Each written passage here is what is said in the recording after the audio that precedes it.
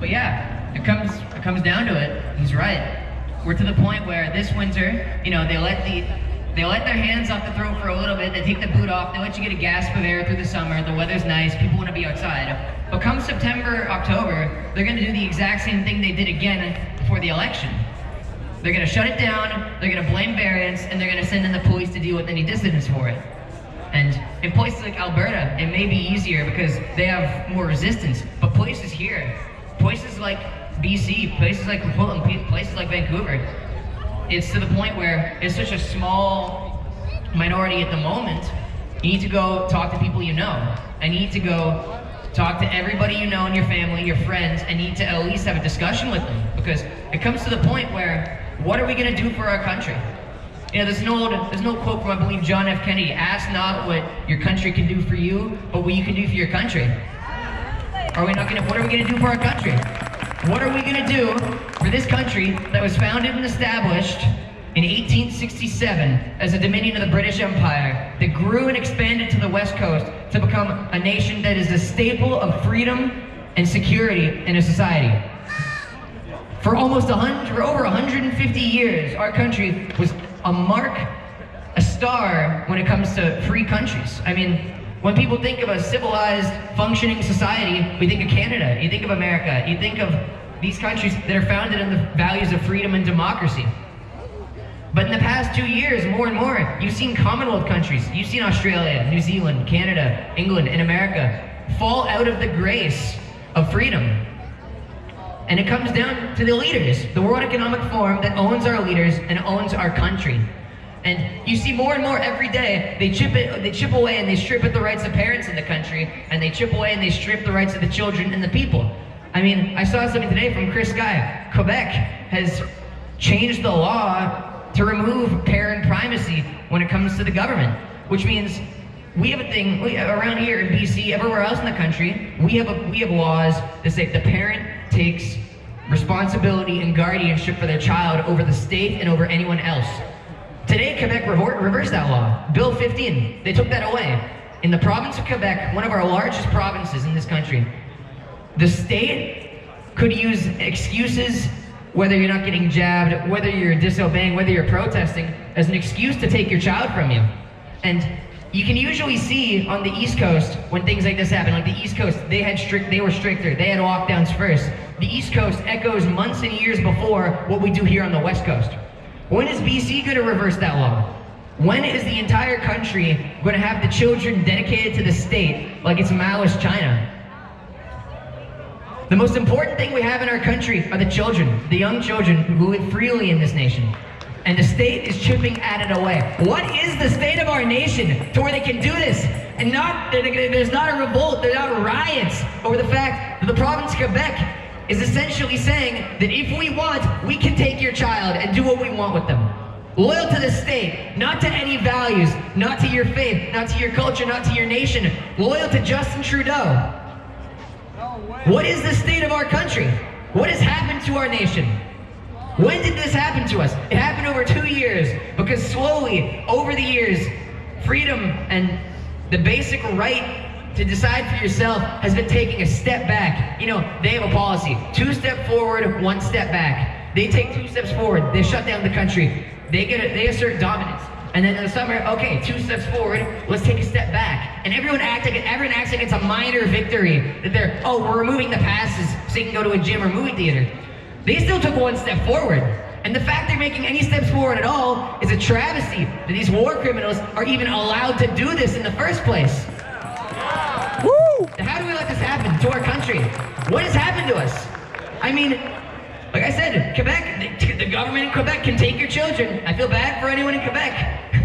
I mean, what has happened to this nation? To where you can't even protest freely, you cannot fly your flag, any flag of the country, whether it's a provincial flag, the leaf, the ensign, no matter what flag you fly. To fly your flag in public, to have a flag on your car or off your house, you're seen as an extremist with unacceptable views. And to quote Justin Trudeau, do we tolerate these people? That's what he said about us, about people who love this country. But the real question is, with Justin Trudeau, with Bonnie Henry, John Horgan, and these cronies in the World Economic Forum, Joe Biden, all these people, these globalists that have destroyed our country, Do we tolerate these people? No! Exactly. These people who have eroded our culture and our values and our history over the past decades, slowly gaining control in the cabinets in the European Union and the United Nations. These disgusting conglomerates of bankers and globalists have done nothing but ruin our nation. They have destroyed us, but the Canadian spirit lives on nonetheless because our country is powerful. We're not powerful in the sense of freedom at the moment, that we need to fight for it, but we're powerful in the unity of this country.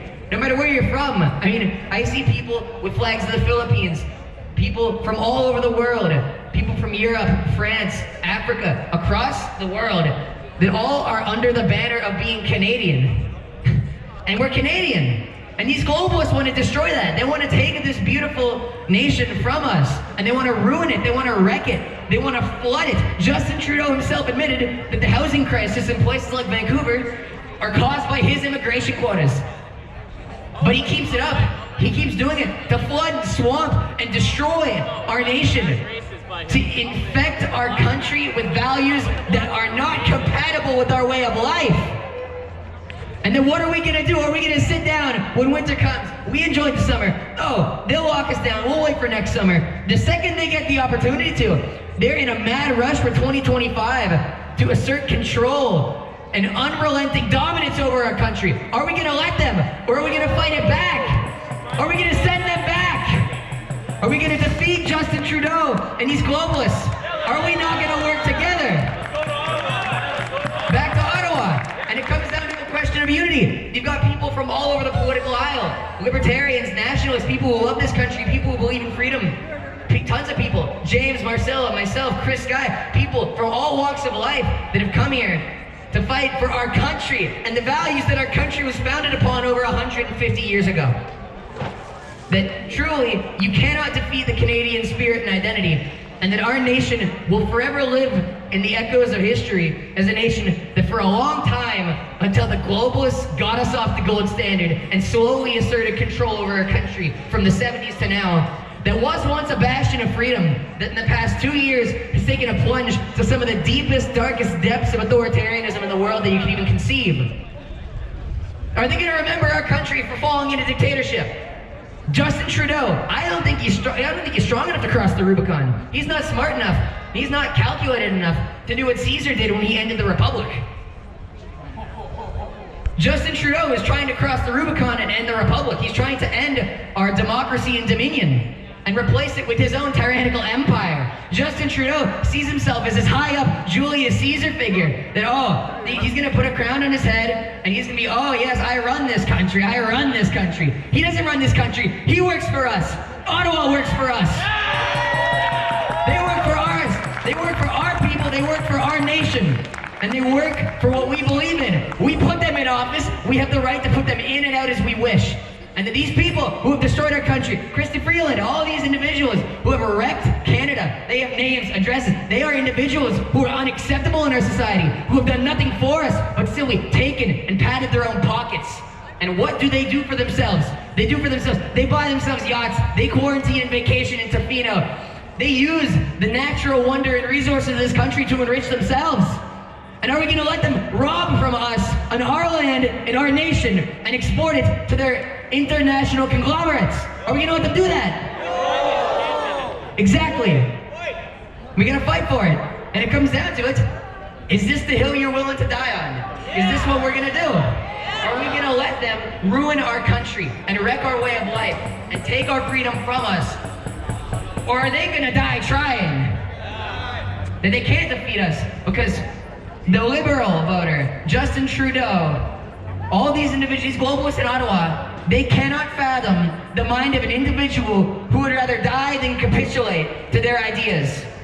They cannot fathom the mind of someone willing to go to the extremes to protest and go out and defend our country at every avenue, no matter what they take away. If they took away your cars, old electric cars, we'll function in new electric cars for the environment. The government can shut them off with power grids.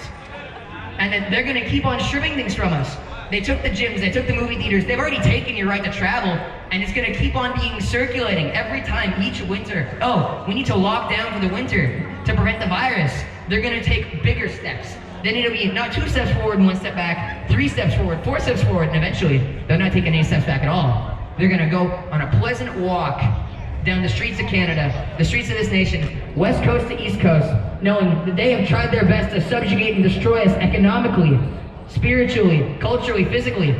They left Walmart open, but they shut down the churches. They hate you and they hate your way of life.